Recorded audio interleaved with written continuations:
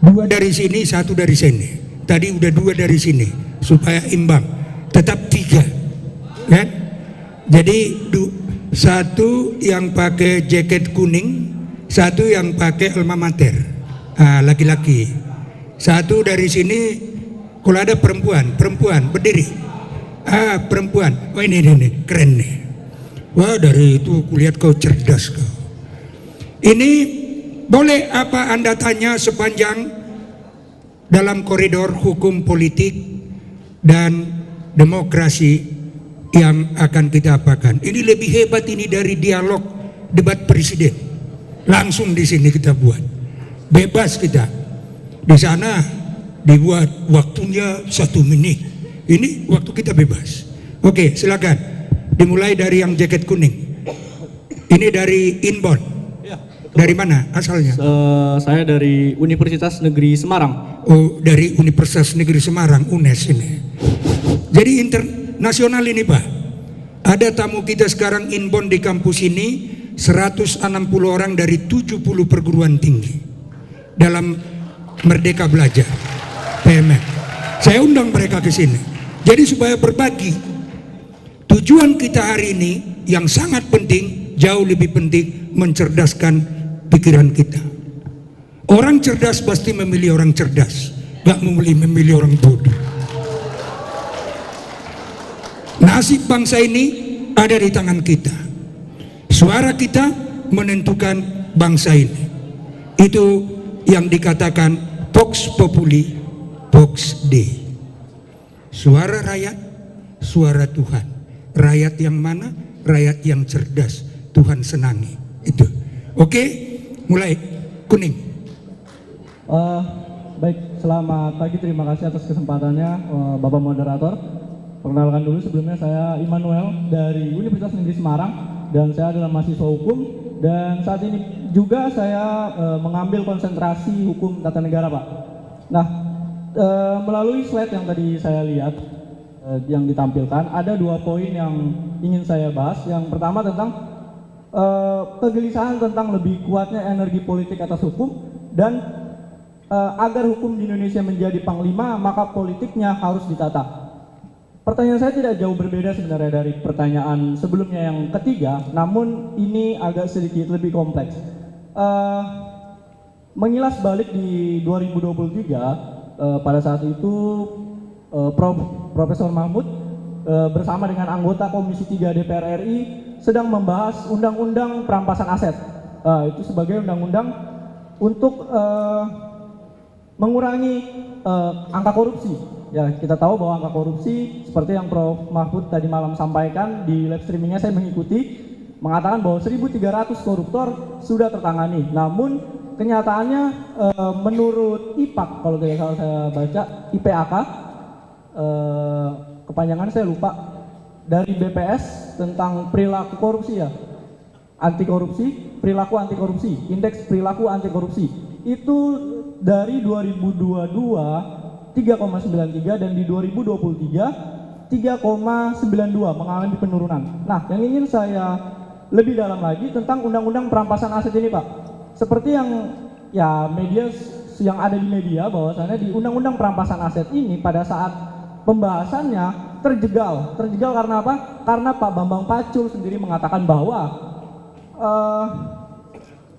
Republik di Senayan ini gampang, Pak, lobbynya jangan di sini, tapi ada juragan-juragannya. Nah, itu yang dikatakan oleh Bambang Pacul, dan itu yang ditangkap oleh media adalah bahwa DPR ini tidak mewakilkan rakyat, tapi mewakilkan juragan-juragannya. Kira-kira seperti itulah, Pak, karena percepatan teknologi dan informasi ini, Pak. Yang kemudian yang ingin saya tanyakan adalah Pak Mahfud MD juga berjanji akan melanjutkan Undang-Undang Perampasan Aset ini dan mengembalikan KPK ke lembaga independen untuk mengatasi korupsi. Namun kenyataannya, Pak, kalau kita lihat bahwa Pak Bambang Pacul ini dia adalah fraksi yang partainya menjadi kendaraan politik Bapak, pasangan Pak Ganjar dan Pak Mahfud untuk maju di putaran Pilpres tahun ini. Nah, Yang ingin saya tanyakan bahwa ini ada kaitannya dengan poin-poin yang saya catat tadi Pak, dan poin-poin yang Bapak jelaskan di slide tentang harusnya hukum yang jadi panglima, maka politiknya harus ditata. Saya ingin bertanya begini, bagaimana ketika Bapak nanti merealisasikan janji Bapak ini untuk mengembalikan KPK ke lembaga independen, undang-undang perampasan aset, ini tidak diganggu oleh intervensi-intervensi kepentingan partai politik itu Pak. Bagaimana realisasinya? Mungkin itu yang dapat saya tanyakan. Terima kasih. Oke. Ya, yang kedua, tadi intinya ini bagaimana terwujud undang-undang perampasan aset jika Pak Mahfud jadi wakil presiden, kan itu. Jika Pak Mahfud terpilih, terwujud enggak undang-undang perampasan aset ini, kan itu kan? Oke, udah pas itu. Tadi harus to the point lah. Silakan, Sri Kandi. Baik, terima kasih banyak sebelumnya Bapak Moderator. Perkenalkan, nama saya Rohmawati Brutu, saya dari Fakultas Hukum, kejuruan adalah Ilmu Tata Negara. Izin bertanya kepada Prof, yaitu adalah yang Prof katakan tadi, yang salah dibuat benar oleh hukum. Nah, pertanyaan saya adalah, mampukah hukum tanpa demokrasi Pak? Dan karena demokrasi membuat banyak perpecahan di negara Indonesia khususnya Pak. Dan mampukah negara Indonesia tanpa demokrasi Pak? Karena sejarah dan tata negara dari Bapak I.R. Soekarno juga mengatakan dalam salah satu bukunya negara akan hancur karena adanya demokrasi. Nah, dari Bapak sendiri apa yang akan Bapak lakukan atas kecoretan nama mengenai demokrasi ini Pak? Dan jika Bapak terpilih menjadi wakil presiden nanti, apa tatanan negara yang baik yang akan Bapak lakukan mengenai demokrasi? Terima kasih Pak. Baik, singkat padat terus. Ya, pertama-tama terima kasih karena sudah memberikan kesempatan pada saya untuk berbicara di depan panggung ini. Nama saya Iwan Sastrawan Simanulang, Fakultas Teknik Elektro. Saya beda nih dari yang lain karena saya tidak ada bagian hukumnya, tapi saya merasa punya kesempatan untuk berbicara di depan ini. Oke. Pertanyaan saya pada hari ini mudah sih tapi sulit untuk dilakukan.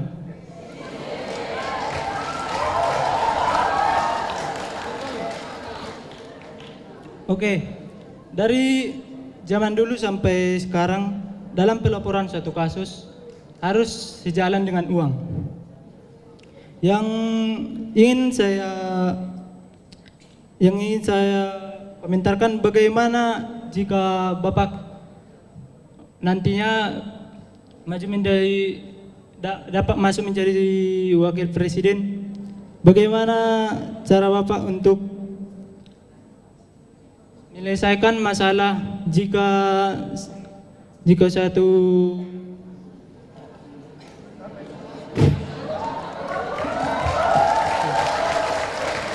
Apa yang kau tanya? dalam pelaporan suatu kasus biasanya sejalan dengan uang.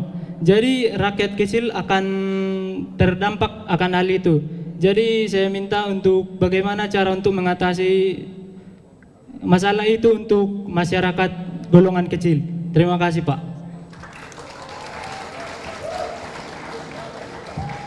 Ini ada 3 pertanyaan Prof. Masih banyak kita kali ini kolaborasi. Tolong yang bertanya nanti supaya lebih banyak disiapkan catatannya.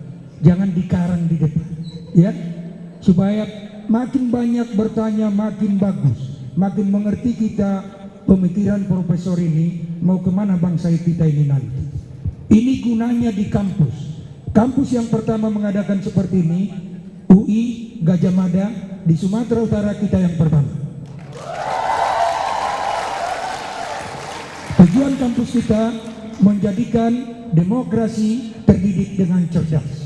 Kecerdasan dibutuhkan dalam demokrasi. Itu tadi keluhan profesor. Demokrasi sangat sulit kita lakukan jika struktur masyarakatnya masih mayoritas yang bodoh. Udah bodoh, miskin lagi. Nah, ini persoalan kita. Silakan Prof. Dia bodoh, miskin lagi.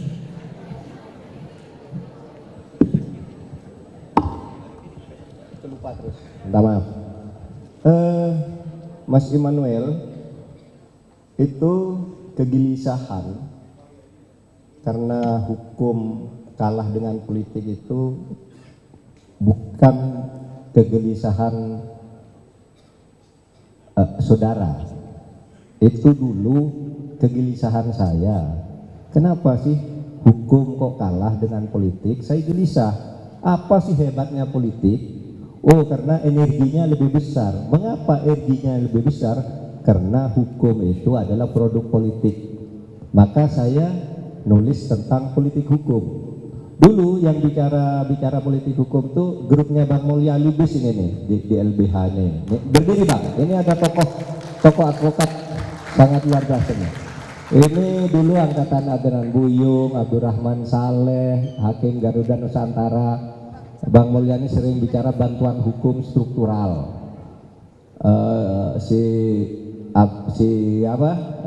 Garuda Nusantara itu yang nulis tentang politik hukum, perbandingan antara hukum kontinental dan Anglo-Saxon gitu ya. Nah, saya ngambil yang politik hukumnya. Jadi dulu yang menginspirasi hal-hal seperti itu sebenarnya LSM seperti LBH, ICW dan sebagainya.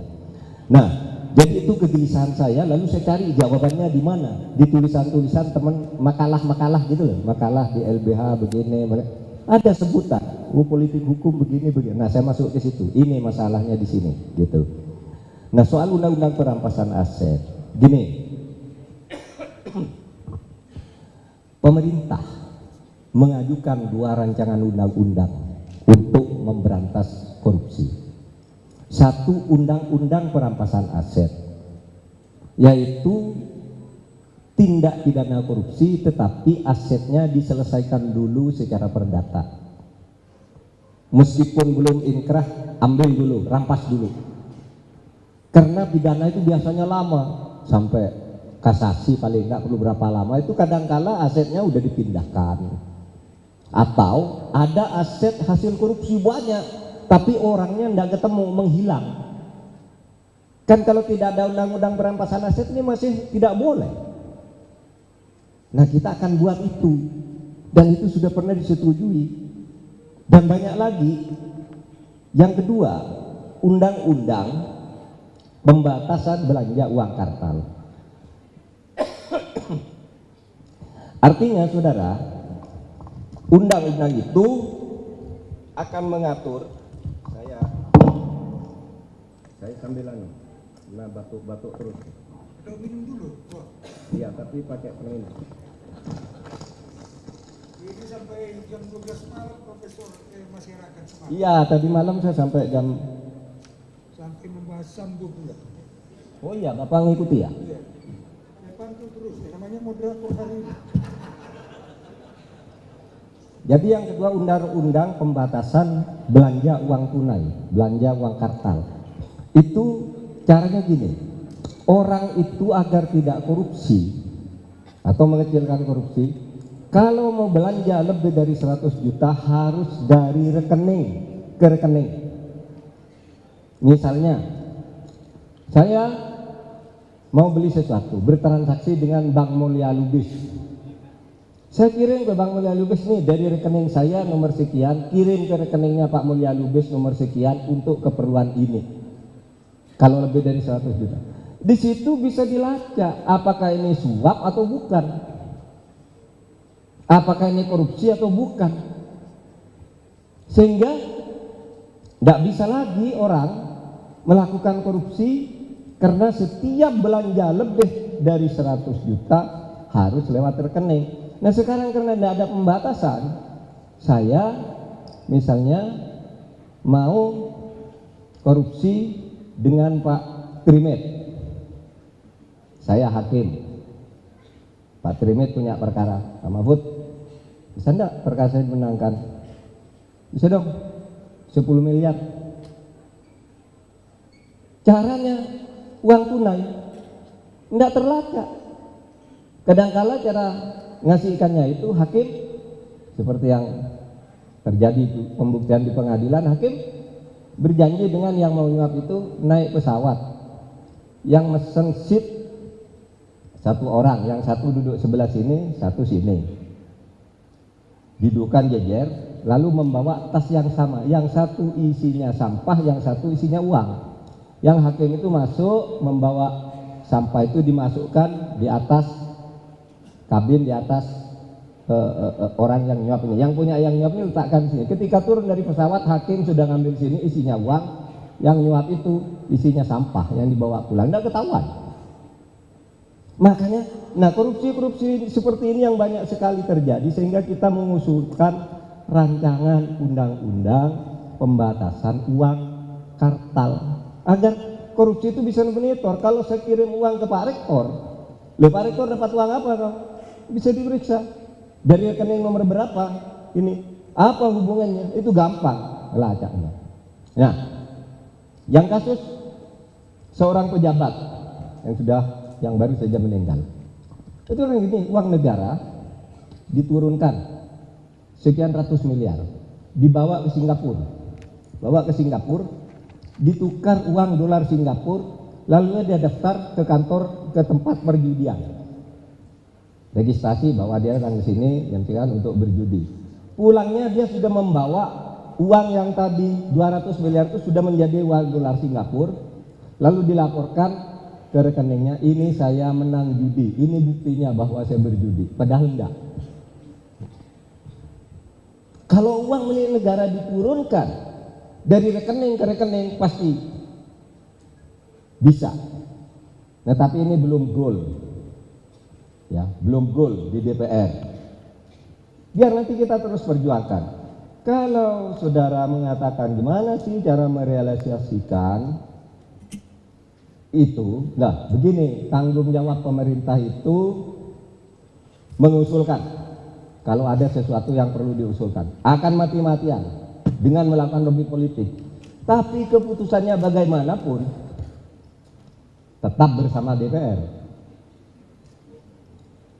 Oleh sebab itu, bangun sistem politiknya itu agar yang seperti itu berhasil. Caranya Anda semua ikut membangun sistem politik yang benar. Bapak, ada perlu saya? Enggak. Ada perlu saya? Enggak ya?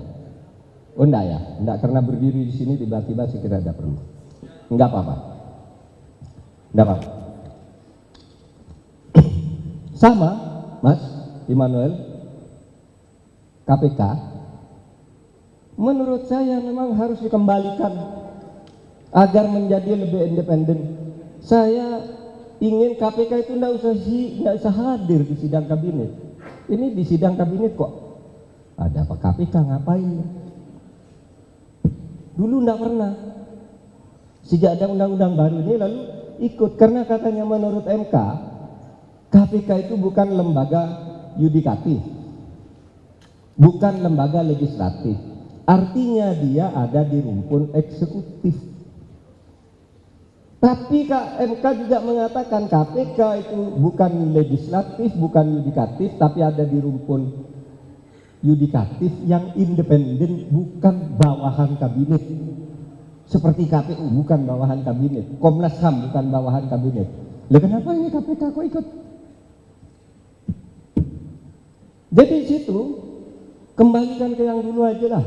KPK itu lebih bertaji dan lebih produktif. Gitu. Saya setuju itu.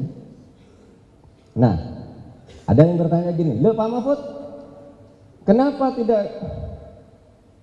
kenapa dulu kok tidak dicegah undang-undang KPK? Loh saudara, undang-undang KPK itu lahir di bulan September, saya jadi menteri di bulan Oktober. Udah jadi, ketika saya masuk tuh udah jadi tuh undang-undangnya. Lalu kok tidak dikeluarkan Perpu, tuh bahaya juga. Undang-undang sudah jadi, berjalan sekian bulan, tiba-tiba Perpu. Antara keluarnya Perpu dengan saat diundangkannya undang-undang ini bisa menjadi masalah hukum besar jika nanti Perpu ini ditolak oleh DPR.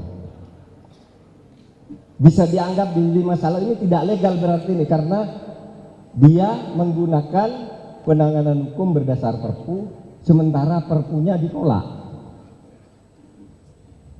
Beda loh undang-undang dan Perpu itu.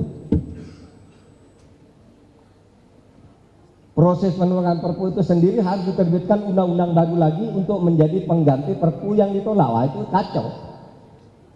Sehingga ada Perpu tentang apa dulu zaman Pak SBY, bansos, dinyatakan DPR tidak menerima itu, terus sampai sekarang tidak ada kelanjutannya. Karena apa? Belum ada undang-undang baru yang menggantikannya, yang mencabut dan mengatur akibat-akibat yang sudah terjadi itu lama. Maka lebih baik menurut saya perubahan biasa saja. Besok kita usulkan lagi agar KPK lebih kuat.